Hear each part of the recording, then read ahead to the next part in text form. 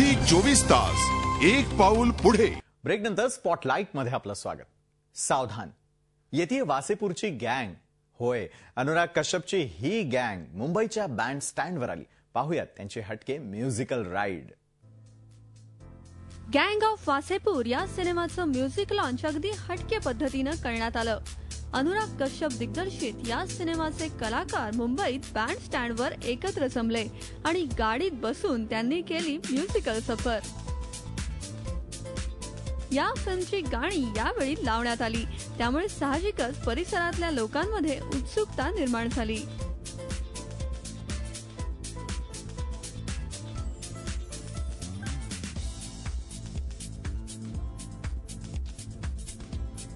फिल्मला संगीत दिलंय मराठमोळ्या स्नेहा खानवलकरनं, मात्र ती दुसऱ्या शोच्या कामात बिझी असल्यानं यावेळी गैरहजर होती। त्यामुळे गँग ऑफ वासेपूरच्या म्युझिक बद्दल ऐकूया अनुराग कश्यप कडून।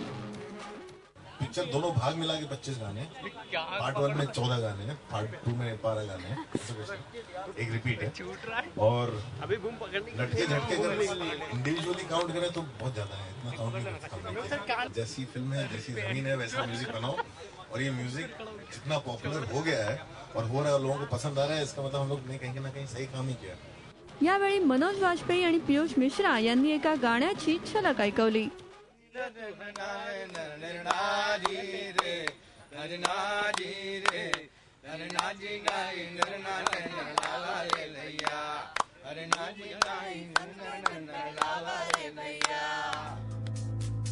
एकंदर हटके पद्धतीनं म्युझिक लॉन्च झालेली गँग ऑफ वासेपूर प्रेक्षकांसाठी देखील हटके अनुभव देणारी ठरेल अशी आशा करूया।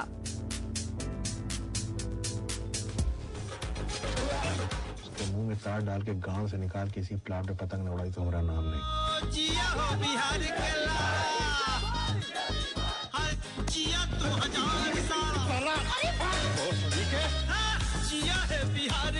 पहचाने हमें। झी 24 ताससाठी मुग्धा देशमुख, मुंबई। आणि आता पाहूयात हॅपनिंग न्यूज आमच्या स्पॉट 5 सेगमेंट मधून।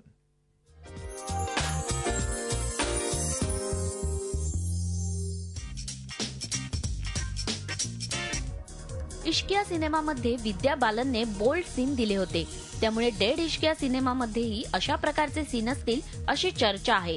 मात्र आता या कहाणीमध्ये छोटासा ट्विस्ट आलाय, कारण डेड इश्क यामध्ये विद्या नाही तर आपली मराठमोळी माधुरी दीक्षित झळकणार आहे।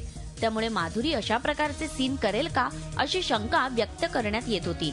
मात्र खुद्द माधुरीने बोल्ड सीन करायला आपली हरकत नसल्याचं स्पष्ट केलंय। स्क्रिप्टची मागणी असेल तर मी असे सीन करायला तयार आहे असं माधुरी म्हणतेय। कोलावरी डीच्या यशानंतर धनुषचं दर्शन लवकरच रांझा या हिंदी सिनेमामधून होणार आहे। मात्र सध्या या सिनेमाच्या शूटिंगला विलंब होतोय। धनुषच्या डेट्स प्रॉब्लेममुळे या सिनेमाच्या शूटिंगला विलंब होत नाहीये, तर धनुषच्या हिंदी भाषेच्या उच्चारामुळे या सिनेमाचं शूटिंग पुढे जात आहे। धनुषचा हा पहिलाच हिंदी सिनेमा असल्यामुळे हिंदी बोलताना धनुषला अनेक अडचणींना सामोरं जावं लागतंय। बॉलिवूडचे सुपरस्टार अमिताभ बच्चन यांचं वर्चस्व जाहिरात क्षेत्रातही दिसून येतंय। त्यामुळेच एका नामवंत कंपनीच्या आगामी उत्पादनाची जाहिरात बिग बी 2 मिनिट्स अशी साथ घालत करणार आहेत। याआधी त्यांनी जनहितार्थ 2 बूंद ही पोलिओची जाहिरात केली होती।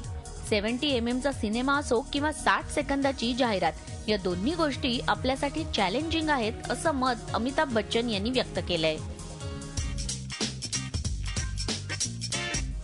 सध्या देओल कुटुंबात लगीनघाई सुरू आहे। ईशा देओल लवकरच बोहल्यावर चढणार आहे। 29 जूनला ईशा लग्न करतेय, त्यामुळे सध्या धर्मेंद्र आणि हेमा मालिनी आनंदात आहेत।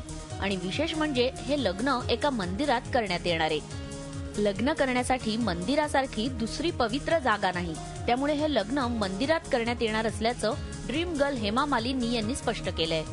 तर 30 तारखेला एका पंचतारांकित हॉटेलमध्ये रिसेप्शन होणार आहे।